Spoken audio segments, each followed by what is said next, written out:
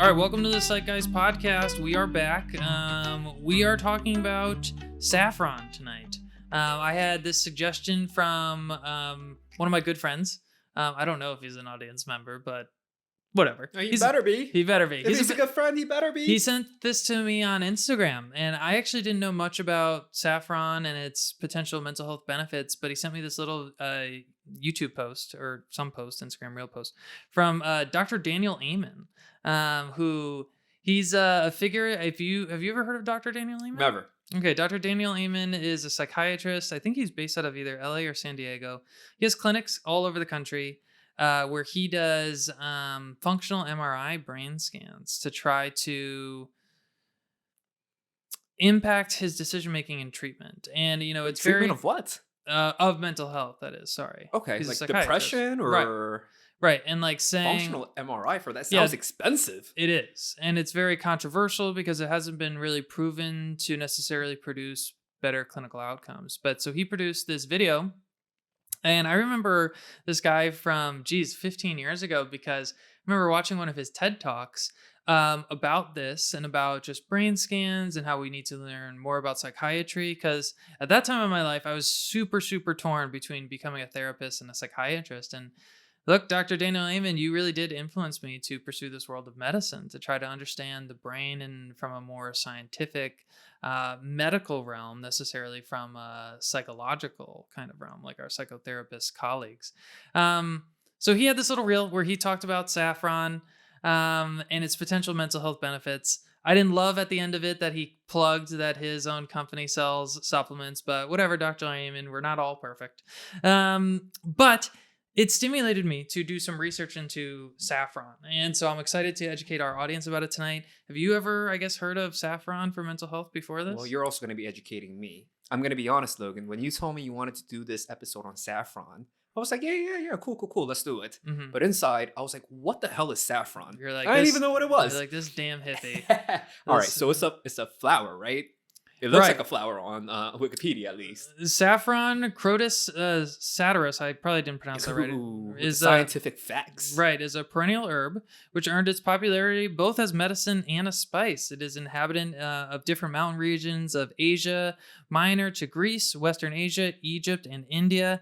The benefits of it as an antidepressant have been well documented. This is kind of a substance that has been probably used for, who really knows exactly how long in human civilization. And I feel like when I always hear about these natural supplements, I'm a little cynical, a little skeptical. We kind of learned about like St. John's wort in medical school, how, for the listeners, it also seems to have very similar claims on the surface. Like it actually can modulate a little bit on a serotonergic pathway. I remember getting taught about how it can lead to serotonin syndrome. I really wonder how often, though, that actually happens. And my understanding right now, it seems like serotonin syndrome happens relatively infrequently unless you're also on a monoamine MAOI. So I don't know. But, did you know anything, about saffron walking into this? No. I've never heard of it. I didn't know that it was a supplement that's been used for anxiety, depression. But Logan, you said you were skeptical and cynical, right? Did you say that? Look, because I think that my insurance isn't going to cover this, right? And so my patients, if you go on Amazon right now. Yeah, how much is it? And type in saffron supplement. Look, I'm just looking at the first page. I've heard it was pretty expensive because of the harvesting process has to be done by hand. Right. And you can get a 60 count for $25 for a month's supply. And it seems like, none of this is standardized, right? Because this is just supplementation. So us as psychiatrists, I wouldn't feel confident recommending the exact dosaging. We are going to get into like what's a toxic dosing range, what some of the studies have said. But, this is an extra expense for my patients. And if I'm going to have them do this either in lieu of their medicine or on top of their medicine, I really want to know that it's working. And so this podcast is not supposed to be for necessarily medical advice. Remember, I just want this to be kind of education. If you are intrigued by this potential supplement, I want you to bring it up with your psychiatric provider. I think we cannot stress that enough. We are not your personal psychiatric providers. So please have this conversation with a psychiatric provider. But There has been a study that showed that, after 56 days, it can reduce some mild to moderate levels of depression. Um, Before I kind of get into some of the studies that I found, what was the first study you kind of interacted with Wait, hold on, studying? Logan. Before we get into the studies, I want to ask you a simple question. It seems like your perspective on saffron is negative. Am I reading that correctly? It was initially. It's definitely been changed through my research, preparing for this episode. But I still just think this can lead to an expense that I mean, it's expensive, right? And I don't know. I think what I've learned through reading about this supplement is I'm intrigued, but I'm not completely sold. I think I'm going to give the cop out scientist answer. More studies are needed, right? These studies that we're going to reference did not have huge study sizes. So right there, I'm like, meh. I'm like, I don't know. But look, this supplement is being sold at stores right now. It's obviously, I referenced the price that I was able to find pretty easily on Amazon. So our patients could easily access this. So, And a lot of them do. right. This is a very popular supplement, and let me share my initial reactions with Sure. you. I thought it was great.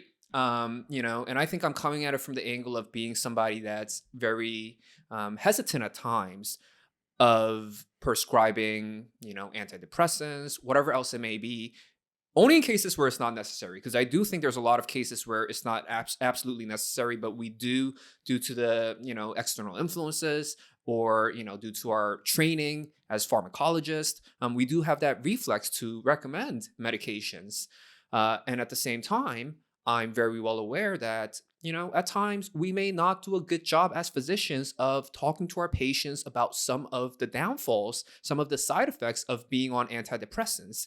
And I Right. think that's a very important point, because there's a lot of patients that do come to us, and sometimes even in a case where they absolutely need to be on it, they'll say, no, no, no, no, no. Like, I don't want to mess with that because of X, Y, and Z, because I heard you can get sexual side effects because of abdominal distress. It makes me feel too woozy. I feel too sleepy on it, whatever else it may be. There's a lot of concern about side effects, and that's one of the big roadblocks to getting the patients that we see some of the treatments that they really need. So when I saw this supplement, right, when I think about any supplements, like, hey, if it works for that patient, and generally speaking, supplements have a lower side effect profiles. Not in all cases, and we can get into this later if you Hmm. want, because there are some supplements that are out there that have like questionable safety. Yeah, I don't know if I Um, would totally agree with that statement. with what? What statement? That supplements necessarily have less side effects, right? Because these supplements are not regulated by the FDA, and that's I guess where I have my biggest concern, because it's like, well, maybe, but like I think that there are really unknown consequences because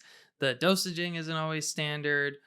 Because it's not going through a regular FDA process. Maybe there's other things within that supplement that we don't even know about that maybe are toxic. So, Exactly, because it's considered a food. It's not considered a right, medication. They don't have to verify right. everything that's on that label that's purported to be in that supplement. But if we are living in an idealistic world where we can take the manufacturing label at at face value, I do think it's a great option for our patients, just because of the limited side effect profiles that at times, most of the times, I'm gonna say, definitely not all. And we can talk about some of the things like kratom. I've come across in my research Hmm. that has like a questionable side effect profile, may not be 100% safe. I wouldn't necessarily feel 100% comfortable recommending that to my patients. But with things like saffron, if they told me that they wanted to try that over an antidepressant, especially in case of mild depression, if that was me, that was the patient at that time, I Hmm. feel like I would want to start off with something like a supplement. What would you tell a patient like that? What would you tell me in that case? Hmm. Well, I guess I'm not sure. I think that I would at least want the patient to be informed, right? Going back to my analogy always of being the auto mechanic, right?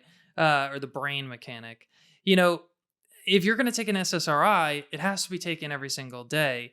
It seems like this saffron is very similar. And I actually do have some cautions why I think it actually might not be as effective as we always think. And I think we have to kind of get into the studies to really pull that out further. Fair enough. Maybe I'm being overly optimistic. Maybe you'll educate me and bring me back down to earth. So, in terms of the studies, I think we talked about this before we Right. started recording, but the one that we both discussed was this comparison of saffron and imipramine that was used in the treatment of mild to moderate depression. And this was a double-blind randomized trials. I've seen the study cited on a lot of writing that was talking about the positive benefits of saffron in terms of anxiety depression.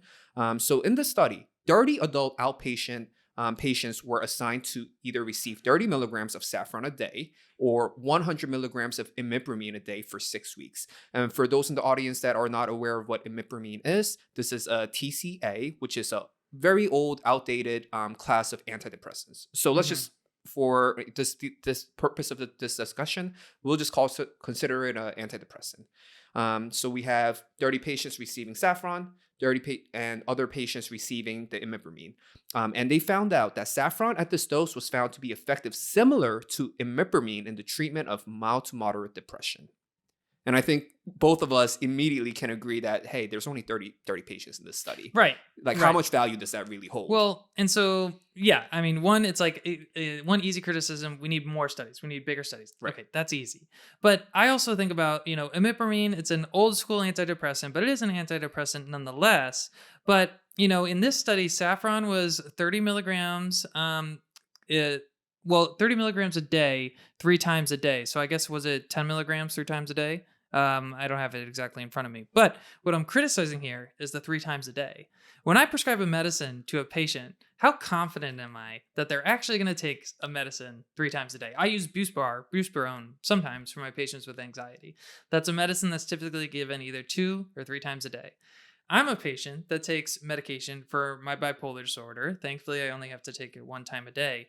That's challenging enough to remember to take it each and every day at the same time every day. Now we're asking that patient who is struggling with depression, who's struggling sometimes even to get themselves out of bed, to, shower, to get themselves to work, to do the activities of daily living that we always call it. Now we're telling them you have to do a thing 3 times a day. So right there, I'm like, I don't know if this is gonna work. 3 times a day dosing, like maybe some patients, but others definitely will not comply with that. So my only pushback is this study was focused on patients with mild to moderate depression. So I guess it's a question of how we're defining mild to moderate depression, right?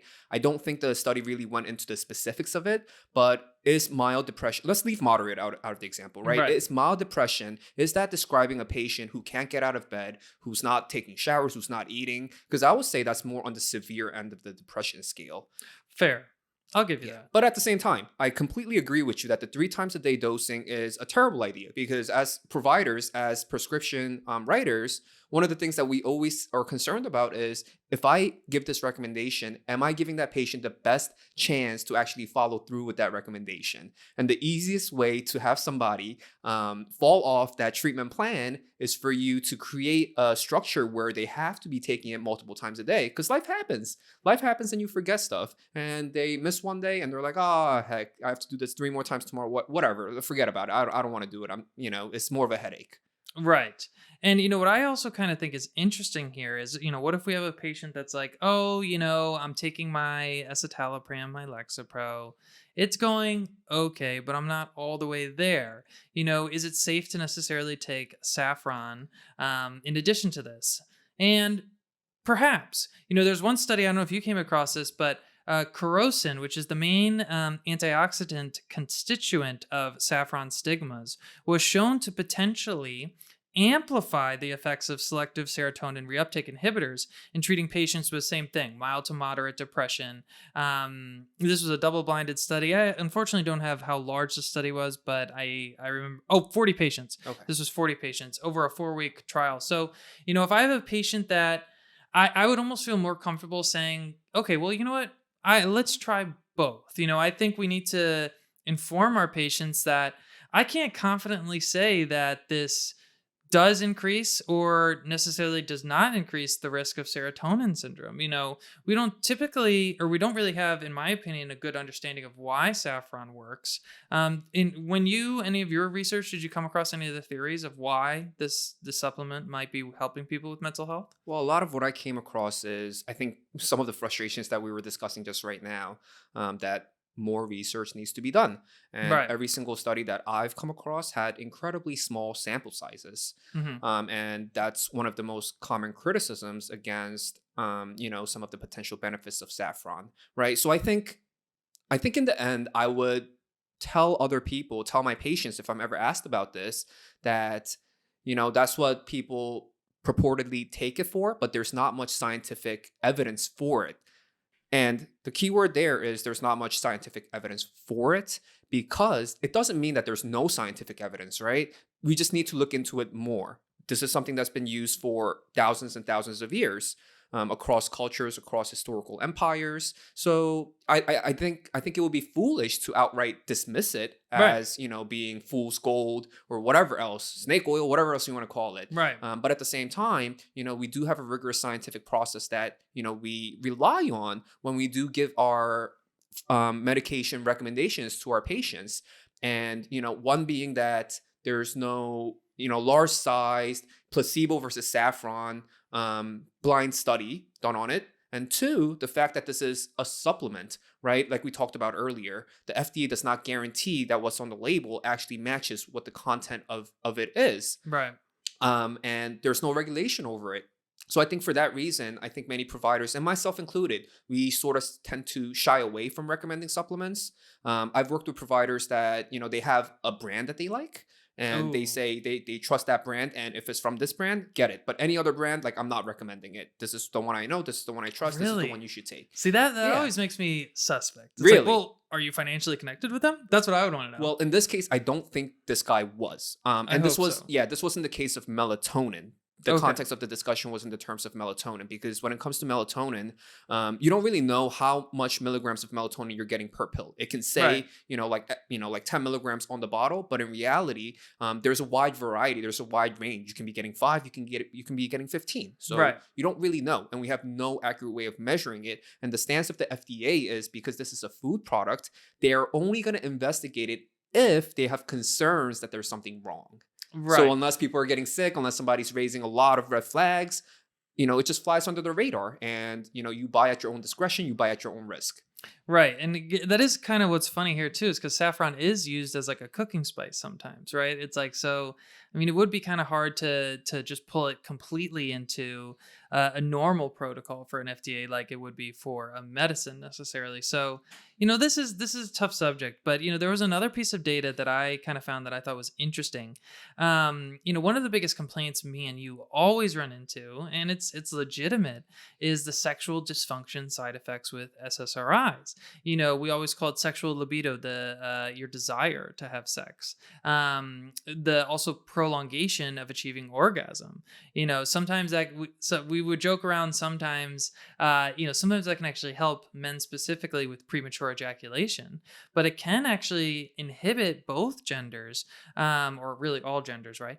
To They can't achieve orgasm, period. And that, imagine that must be such a difficult, you're already depressed and now you're having incredible sexual dysfunction. So there was this one study that showed that when women, it was looking at women who had low sexual desires due to taking antidepressants, when they used 30 milligrams of saffron daily over 4 weeks, it reduced their sexual related pain, increased their sexual desire and lubrication compared with placebo. So maybe this can start to be a little bit of an additive that we can use alongside with our SSRI therapy. So you're telling me if we take saffron, we're just going to be happy and have great sex all the time? I mean, there is some evidence indicating maybe that's the case, right? I cannot say with complete confidence. When I am counseling my patients on this, this is actually when I typically like to bring up exercise. Because I'm like, hey, you know what can actually help with your libido is influencing your testosterone level. And I even say this with women, not, go take testosterone and all this stuff, but weightlifting. If you can actually try to stimulate muscle growth in your body, that can actually release some natural testosterone, even women have some testosterone, put more muscle mass on your body. Hopefully that can have a positive impact on your sexual libido. Right. And on that topic, in the course of my research, I did come across articles that said for men, it has been shown to be helpful in erectile dysfunction. And, of course, the recurring issue here is going to be there's no large scale studies done, and the data is very, very limited. So, again, more research needs to be done. But I also want to jump into some of the other things that I found that saffron was useful for. So you mentioned, of course, it's an antioxidant, right? That can lower your risk for cancer. But you mentioned this earlier, and you also talked about it pretty extensively in one of our previous episodes, the role of the inflammatory process in Right. depression. So maybe that's one of the ways that it's helping with depression, it's helping with fatigue. It just kind of tones down that inflammatory process that's naturally occurring in your body. Other than that, it's also been used as a PMS reliever, weight loss aid. It's been shown to increase satiety and decrease appetite. And when I say it's been shown, like again, in these very, very small studies. So Right. please take everything with a grain of salt because there's nothing definitive about any of the benefits of saffron. More studies need to be done. But it's also been used in seizure treatments, Alzheimer's disease treatment. It has anti-cancer capabilities. It improves learning and memories. So, I mean, like, it sounds amazing. Like, at this point, like, what can't it do? It seems like it Right. does everything. Everything that's Right. beneficial under the sun. Saffron's And your answer. perhaps. Don't worry. At the end of this episode, I want to trash saffron too in certain scenarios where I actually think it could be unsafe. So don't worry, it's coming, listeners. I thought you were about to launch your own saffron brand on this episode. Not yet. So let's kind of try to get into the weeds for the listeners who, they really like the nitty-gritty of science like us. Let's start to, and remember, this is all theories. We don't really know why this saffron supplement is actually working. There is kind of one active component of or two really main active components of saffron, and I'm not going to pronounce this right because I always suck at pronouncing things, but just bear with me. Crocin and safranol. Did you run across these? But crocin, it's been suggested that it exerts its antidepressant effects by increasing CAMP response element binding protein, brain-derived neurotropic factor, and nerve growth factor induced levels in rat hippocampus. Now, I talk a lot about brain-derived neurotropic factor. This is something that can lead to neuron growth. And we actually do see this. SSRIs do the same thing, that they can increase brain-derived neurotropic factor. What are some of the theories you came across in your research on why this might be working? Just the antioxidant. This is one of the areas that you're going to have to educate me a little bit on, Logan. Okay.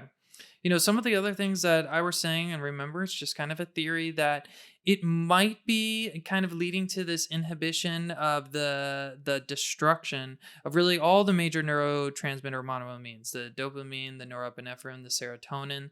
That's why I do think we have to take everything with a grain of salt. And it's like, look, I think has there been an extensive study of people on SSRIs in the setting of saffron and how many of those developed into serotonin syndrome? I didn't find that. I was looking for that because that's actually one of my biggest concerns here. Like, I think the patients need to understand that there is a theoretical risk. I wish I had data to tell you there's a 1% risk. There's a less than 1% risk, but it's not, at least I haven't found it. Data's limited. Right. On everything regarding saffron. Right. Absolutely. Let's see if there's anything else in here. We kind of talked about its modulation on potential serotonin. Okay. So before I get into my side of things, what are potentially some of the drawbacks, concerns, settings you wouldn't want to use saffron, June? Okay. So when we talk about concerns of saffron, I guess it's more of a bigger concern that I have with supplements overall in general. And with some of our culture for hyper optimization these days. I'm gonna phrase it that way. Okay. What I really worry about in an individual who's seeking out these supplements, I mean, because there's an endless list, right? Here we're talking about saffron, but we have things like magnesium, fish oil, melatonin, ashwagandha, all these things that are purportedly great for anxiety and depression. What I worry about in the culture of, like this self-help culture that we live in is I'm worried that individuals can get lost in the weeds. Right. Meaning that you can't biohack happiness. If you're feeling depressed, I don't want somebody to start Googling, hey, what can I do to feel, less crappy about myself? Oh, this saffron thing is good. Okay, magnesium is good. Melatonin, fish oil. Okay, I need to do X, Y, and Z. Maybe take some Lexapro. And that's my answer. That's my key to happiness. Once I get all these things done, once I'm on all these medications and supplements, I'll finally feel like myself again.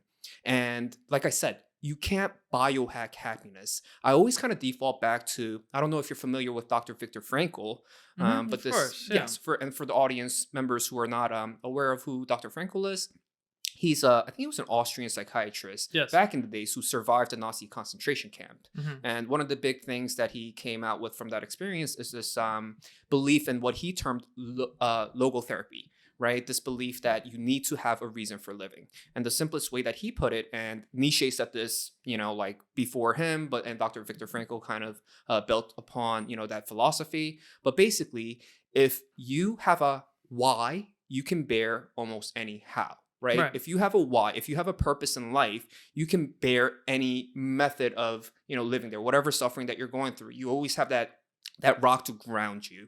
You always have that clear reason as to why you're fighting another day, right? So I think, my concern is that people are going to get so hyper focused on optimizing and trying to hack happiness that they lose the sight of what's really important.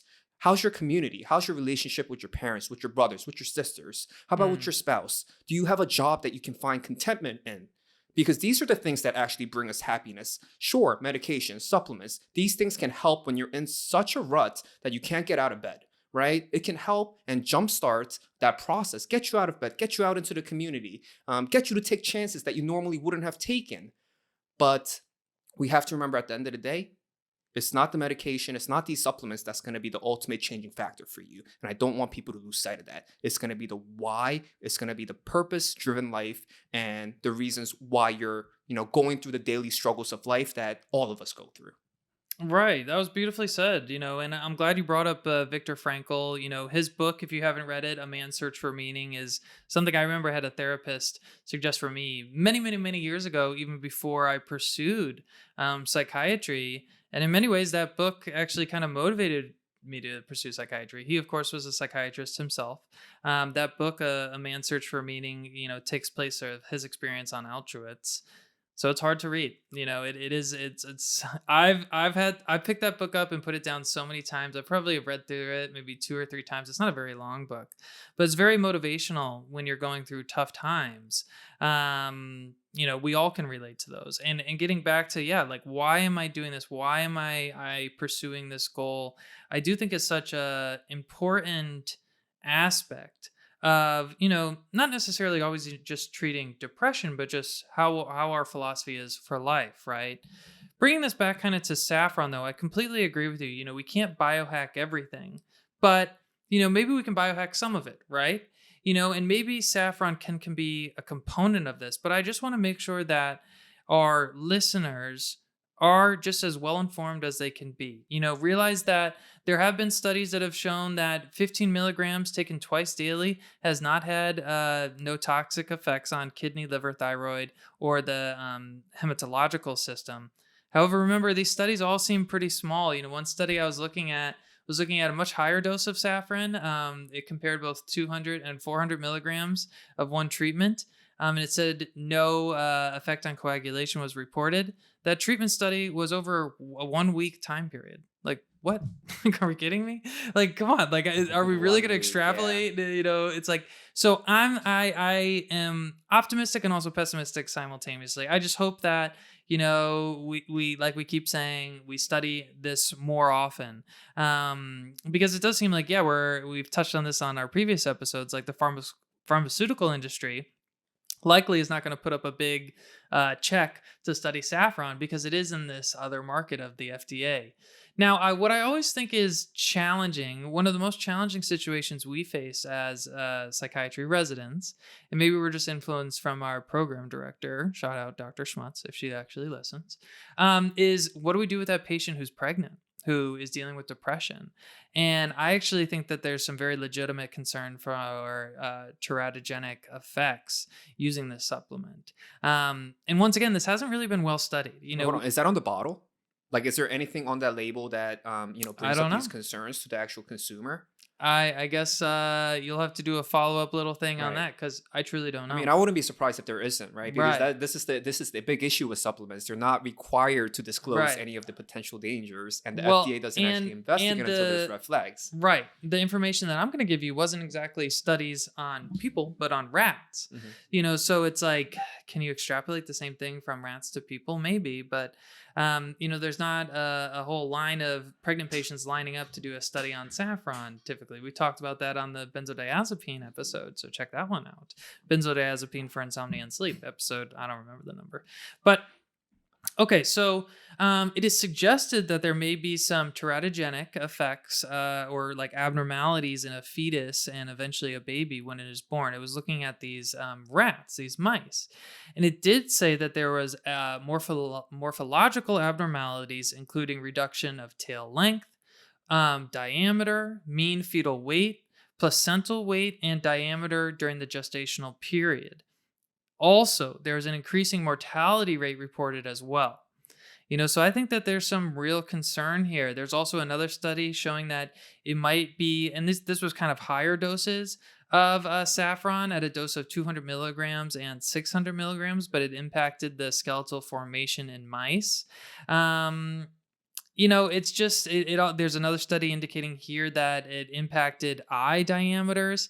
So I would be extremely cautious if I had a pregnant patient who came into my office and said, "Oh, I'm taking this supplement and now I'm pregnant. Should I continue?" I'd say, I'm really I'm extremely skeptical. There's of course the concern that person's depression come back, and is that person's depression actually worse for the fetus? That's a tough situation we find ourselves in. All right, I'm gonna play devil's advocate here. Saffron is a pretty popular supplement, Hmm. right? There's a lot of people taking it. And given the numbers of people that are taking it, if it really did in fact have teratogenic effects in humans, wouldn't that have manifested by now? Wouldn't there be multiple case studies and case reports stating, X malformation due to saffron use? What do you think about that? Hmm. But I definitely agree with you. Yeah. I would never feel comfortable telling a pregnant patient, "Hey, just Right. take it." I completely get that. But just playing, a thought experiment. What do you think about that? I'm not sure. It's. I don't know if we can always extrapolate because what's going on to necessarily one thing that's going on in a person's life, right? Like, was that malformation caused from saffron or all the other environmental factors that occurred during that person's pregnancy? Um. So yeah, I'm not sure. This is what makes medicine fun. Right. It's unclear science a lot of the times. Most of the times, not most of the times, but a lot of the times, we're in positions where we don't have clear answers, and we're just trying to navigate and trying to make the best recommendations with the sometimes limited data and the knowledge that we do have. And I think that's in one of the ways that's describing the art of medicine. Right. And so drugs.com does not recommend the utilization of saffron as a health supplement in pregnancy due to its toxic effects, which, and this, it was reported at 5 grams. So, I mean, that seems to be a large dose compared to what we were talking about Oh, earlier, five right? grams. Okay, Right. okay. We were talking about 30 Yeah, milligrams. milligrams. So, Yeah. but, at that dose of 5 grams, it led to it was a uterine stimulant, thrombocytopenia, which is, platelet dysfunction, serious bleeding. And, at 10 grams, it actually could cause abortion. 20 grams was considered fatal. This is So, in humans, or this we're was still talking actually about the in rats? humans In humans, okay. through drugs.com. Okay. So, some other research that I kind of found is taking up to 1.5 grams of saffron each day can generally be considered safe, but too much can definitely be toxic. Researchers kind of concluded that 5 grams is considered to be a toxic dose. 5 grams is considered to be a Right. toxic dose. Okay. I mean, that's vastly different from what the initial study that we were referencing. Like you said, it was about 300, 200 milligrams Right. versus, yeah, 5 grams, which is 5,000 milligrams. So over tenfold, over 20-fold, actually. So that's a huge increase. Right. So I'll take the stage first and I'll have you kind of close this out. So if I had, in short, if I had a patient coming into me who was dealing with depression, who maybe had some sexual dysfunction, who was already on an SSRI, I think it would be reasonable to say, hey, look, there's this supplement that is showing that it might have some benefit on your sexual dysfunction. It might work synergistically by maybe making your depression a little bit alleviated. And theoretically, I think that there is a risk of potentially serotonin syndrome, and I would have to educate them about what serotonin syndrome is. And look, I mean, that's a study right there that needs to happen. What are the rates of serotonin syndrome in people on SSRIs or other, various antidepressant treatment when using saffron? I guess that's what I would say. So I guess in a 3 sentence summary, what would you say as your concluding statements on saffron? Hold on. So that the serotonin syndrome risk factor, are we talking about patients that are just on saffron or on saffron plus an SSRI? I guess I would want to know the answer to both, right? Like what Right. is the risk of serotonin syndrome for purely saffron? What about when it's taken with an SSRI? What about when it's taken, I mean, it was compared against the TCA. What about when it's in with a TCA? And then of course with a monoamine oxidase inhibitor, an MAOI, that seems to be where the theory of the highest risk of serotonin syndrome could occur. So I would like to see the rates of all those, but maybe that's an unethical study because clearly then you would be subjecting people to harm in that study. I don't know how to best obtain that information. Right. And we may never obtain that information. Right. This is just one of those things where we're not going to have a clear answer. And I agree that would be very convenient for us as prescribers if we do have that kind of data just neatly laid out in front of us. But the reality is oftentimes we don't. And I would say, if I had a choice of, and again, the caveat here is that patient who's mildly depressed, Right. right? I mean, at a certain point, if your depression is getting to the point where it's really impacting the quality of your life, I'm recommending an SSRI. I'm going to be aggressive, right? And when we're talking about SSRI versus saffron, I think we'd agree that out of those two options, the SSRI is more aggressive. And just intuitively, I would think if we're weighing the risk of serotonin syndrome between saffron and an SSRI, I would say that the SSRI has a much higher chance of leading to serotonin syndrome. And I just want to point out that serotonin syndrome is extremely hard to diagnose. It's a diagnosis of exclusion. Right. I've been involved in many cases where we were suspecting a serotonin syndrome, and it's never been as clear cut as how it's described in the textbooks. Right. So in real world practice, somebody could be diagnosed with serotonin syndrome, but there's people like different providers, different specialists on that case who are, kind of questioning it. Like there's not unanimous agreement. At least that's been my experience in residency thus far.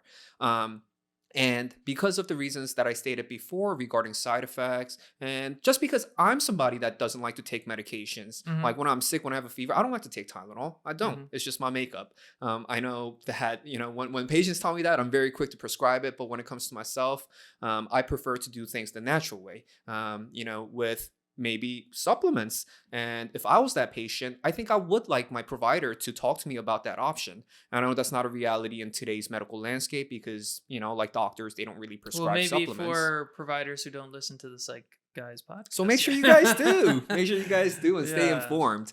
But maybe the solution could be both, right?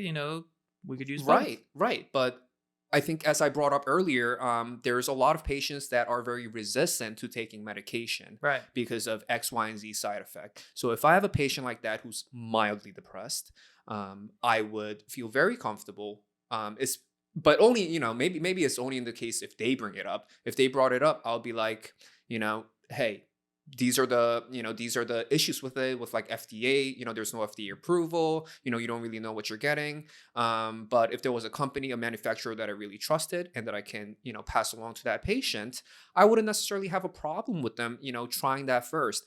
And I think I would even encourage them to try it first, Mhm. because I think that does a lot for the therapeutic alliance. And like, what's the harm, right? If, of course I'm not, I'm not going to tell them to take like 5 grams of it, right? Mhm. We're going to start at a very low dose, a dose that's been shown to be safe.